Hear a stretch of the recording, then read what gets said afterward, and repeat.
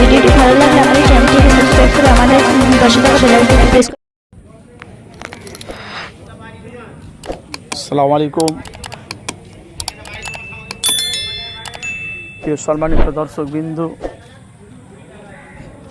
ভাই আমি চলে এসেছি ফুরফুরা নতুন বাড়িতে, পীরজাদা তোহা সিদ্দিকীর বাড়ি। ইনি এখানে সবসময় মাঝে মধ্যে বসে। তো আমি ভেতরে গিয়ে সম্পূর্ণ ভিডিওগুলো আজকে আমি আপনাদেরকে সরাসরি দেখাবো এই সানাউর মিডিয়া চ্যানেলের মাধ্যমে, যে তোহা সিদ্দিকীর যে কারি মাদ্রাসা, ওই মসজিদে নাজমা, এসব বিভিন্ন রকম যে আরও সব ভিতরে সব ইত্যাদি আছে, সমস্ত জিনিস ফুটেজ আপনাদেরকে দেখাবো আমি।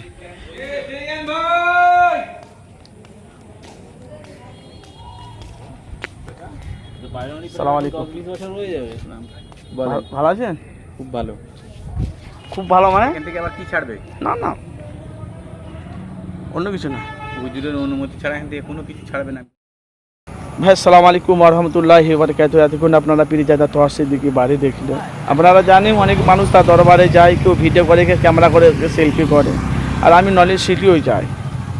তো আমি এখানে যাই না, আমি মাঝে মধ্যে যাই, আমরা কাজে ব্যস্ত থাকি। তো আমি সময় ক্ষেত্রে গেছি, তারা বলছে এখানে ভিডিও করবে না, পীরজাদা তোহা সিদ্দিকী অনুমতি নিতে হবে।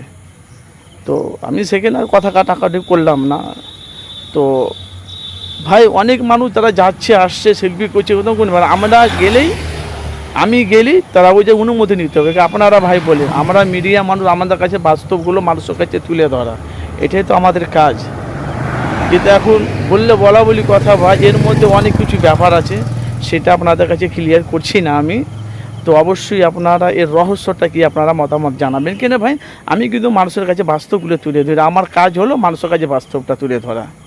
সে নলেজ সিটি হোক আর সে রাজনীতি হোক, ক্যা ফুরফুরা শরীফে তোহা পীরজাদা তোহা সিদ্দিকী দরবারে, বাড়ির ভেতর দরবারটাই যাই হোক, এর রহস্যটা কি আপনারা জানাবেন ভাই। আমি কিন্তু দেখেন বলতে গেলে অনেক কিছু বেরিয়ে যাবে, কিন্তু আমি ওদেরকে শ্রদ্ধা করি, সম্মান করি, আদার্স কিছু। আপনারা মতামত জানাবেন কি, আপনারা কি বুঝলেন কথা অনুযায়ী।